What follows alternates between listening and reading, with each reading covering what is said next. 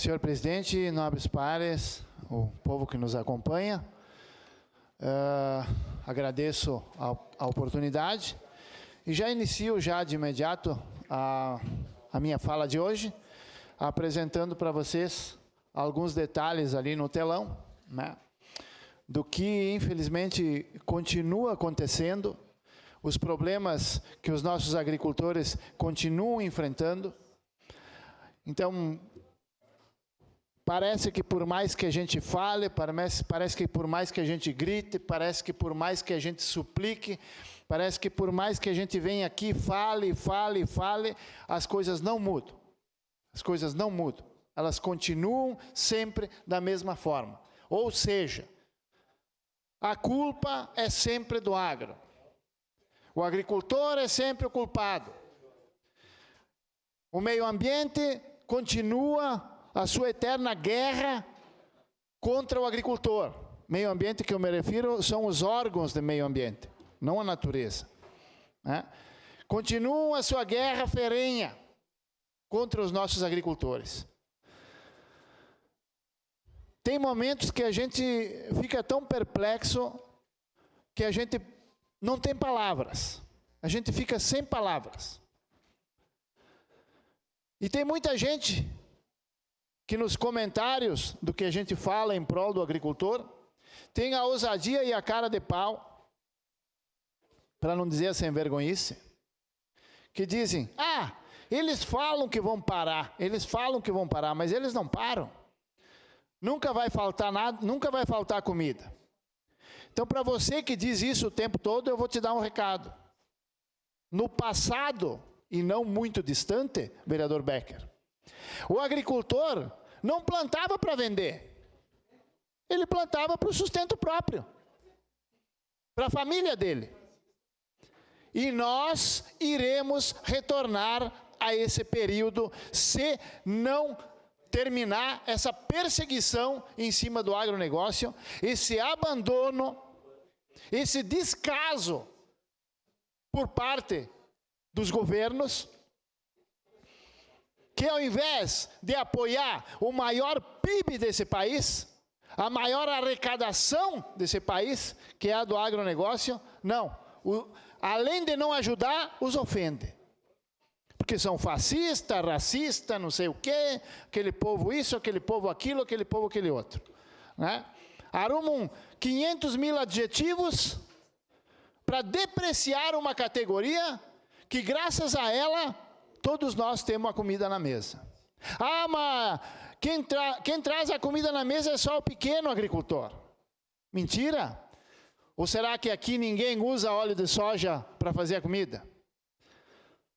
Ou será que aqui ninguém usa milho? Ninguém come milho, ninguém come polenta. Ninguém come pão. Porque é o grande agronegócio que planta o trigo, que planta o milho, que planta a soja. Parece que ninguém come isso, né? Ninguém mais come pão, ninguém mais usa óleo de soja, ninguém mais come polenta, milho, biscoito de milho. Ninguém come isso aí. Então, gente, a hipocrisia chega a um ponto que ela chega a assustar.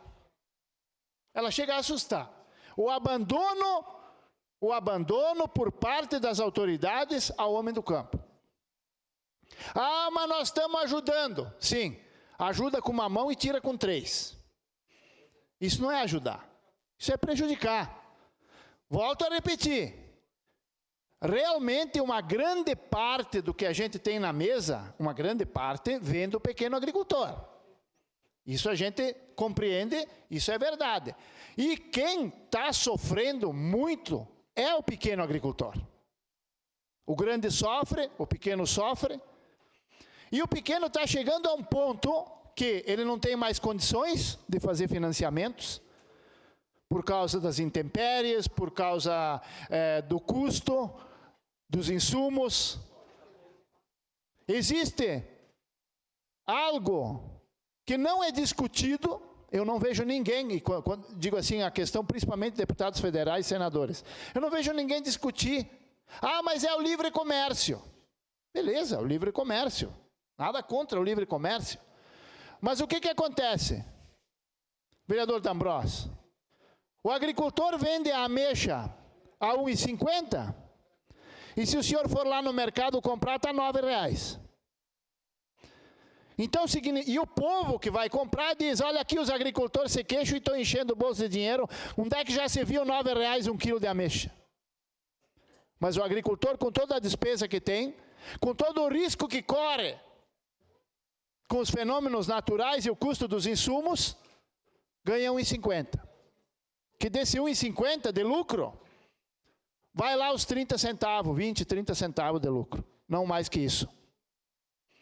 Então, as pessoas que falam mal dos agricultores quando vão no mercado, vão estudar um pouquinho, que faz bem. Eu sempre digo aqui nessa tribuna, estudar faz bem. Pesquisar faz bem. Aquele preço que você está pagando na gôndola, não é o preço que o produtor está ganhando. É o preço que o atravessador está ganhando. É ele que está enriquecendo e não aquele que produz. Se nós não valorizarmos um pouco mais, esses pequenos agricultores vão começar a plantar para consumo próprio. E aí vocês vão ver a carreta chegar no mercado, ao invés de ter 200 sacos de feijão em cima, ela vai ter 30, porque não tem mais produção. E aí, se você acha que hoje está caro, triplica esse valor aí. Vai custar 3, 4 vezes mais caro do que custa hoje. Então nós temos que incentivar, gente. Temos que incentivar a indústria, claro que temos. Temos que incentivar tantas outras coisas necessárias na nossa cidade, mas nós temos que incentivar, primeiro de tudo, aqueles que põem a comida na nossa mesa. E eu, como presidente da Comissão da Agricultura nessa casa, tenho o dever de vir aqui. Preciso vir aqui. Preciso pedir. Não esqueçam aquele que está lá no tempo trabalhando para que tu tenha a comida no prato. É bonito a gente dizer, ô pessoal, vamos fazer uma jantinha hoje de noite, vamos fazer uma festinha hoje de noite, vamos comer o quê? Pedra? Não, vocês vão comer aquilo que aquele está lá na roça trabalhando, está plantando. E muitas vezes plantando sem saber se vai colher. Porque diferente daquele que compra uma máquina que produz alguma coisa para ele ter lucro, o agricultor ele tem que comprar a terra, ele tem que arar a terra, ele tem que colocar os insumos para depois plantar a semente, para depois esperar ela crescer, para depois torcer que o tempo não a destrua, para quem sabe lá na frente colher sem saber quanto, se vai ser pouco, mais ou menos ou bastante. Ninguém fala isso, ninguém bate nessa tecla. Será que não enxergam? E aqui, quase que finalizando, eu quero dizer o seguinte: os órgãos do meio ambiente são os principais culpados dos agricultores estarem analisando a questão de abandonar a lavoura. Cortou uma árvore, 30 mil de multa. Cortou um capim, não sei quanto de multa. Passou com o trator em cima de um córrego, não sei quanto de multa. Aqui ninguém é contra a preservação, gente. Ninguém é contra a preservação. Mas passou dos limites. E vou dizer mais, se preparem, caros colegas. Porque eu estou preparando um material, com fatos e base técnica, que eu vou trazer aqui nessa tribuna, para mostrar para vocês o que era Caxias do Sul, vista de cima, tá? Vista de cima, foto de satélite, o que era Caxias do Sul há 40 anos atrás e o que ela é hoje. E eu estou falando em matéria, presidente, de vegetação, tá? Eu estou falando em matéria de florestas, de mata. O que era Caxias do Sul há 40 anos atrás e o que é hoje. E vou já adiantar para vocês o assunto. Dados da SEMA.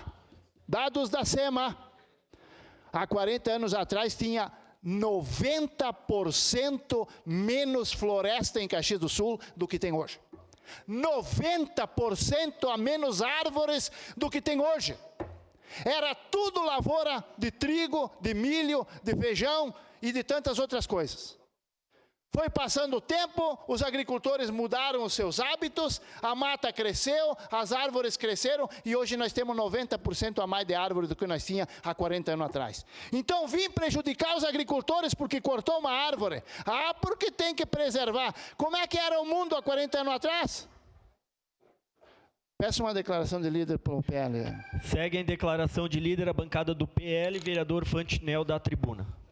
O que era há 40 anos atrás? Nós tínhamos estações normais, vereadora Andressa. Nós tínhamos o inverno, o verão, a primavera, tudo direitinho. A gente pode pedir para os nossos mais velhos, que eles vão confirmar o que eu estou dizendo. Nós não tínhamos as enchentes que nós temos agora.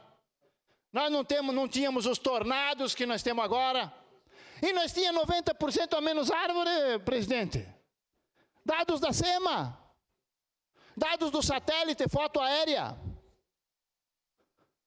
E eu aqui estou pregando que tem que cortar. Não, vamos proteger o máximo que a gente pode para deixar uma boa herança para os que virão depois. Mas não ao ponto do que estão fazendo agora.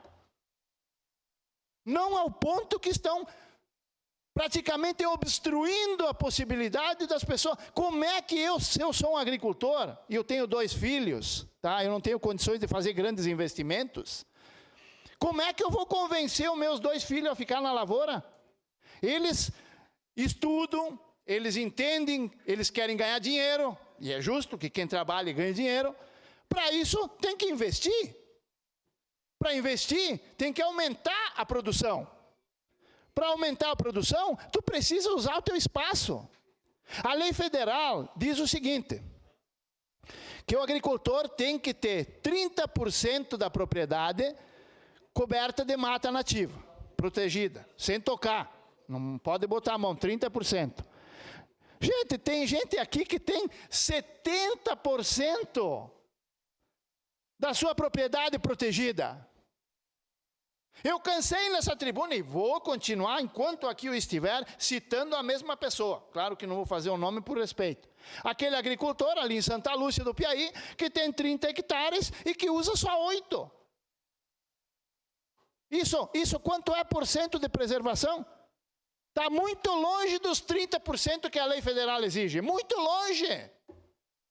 E o cara não pode tirar mais uma árvore para aumentar um pouquinho a lavoura. Inclusive, ele se colocou à disposição de plantar. As árvores que ele tirasse de um lugar, ele plantaria num outro, porque é numa área que não dá para cultivar. Mas as árvores seriam replantadas? Não pode. Não pode, não pode, não pode, não pode, não pode. E se tentar, multa, multa, multa e multa. Gente, eu só estou aqui pedindo para os nobres pares, independente de partido, de ideologia, de esse gosta daquele, não gosta daquele outro. Não, mas vamos se unir para a gente tentar discutir aqui, vamos fazer uma reunião pública, vamos tentar discutir com os órgãos do meio ambiente, vamos ver o que pode ser feito, vamos cobrar dos nossos candidatos a deputado, os nossos candidatos a senador, para que olhem com olhos diferentes. O Brasil é um continente, não é um paizinho.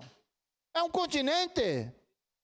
A minha pátria mãe Itália cabe 32 vezes dentro do Brasil. Olha o que eles têm, olha o que eles são e olha o que nós temos e o que nós somos. Não quero aqui citar outros países.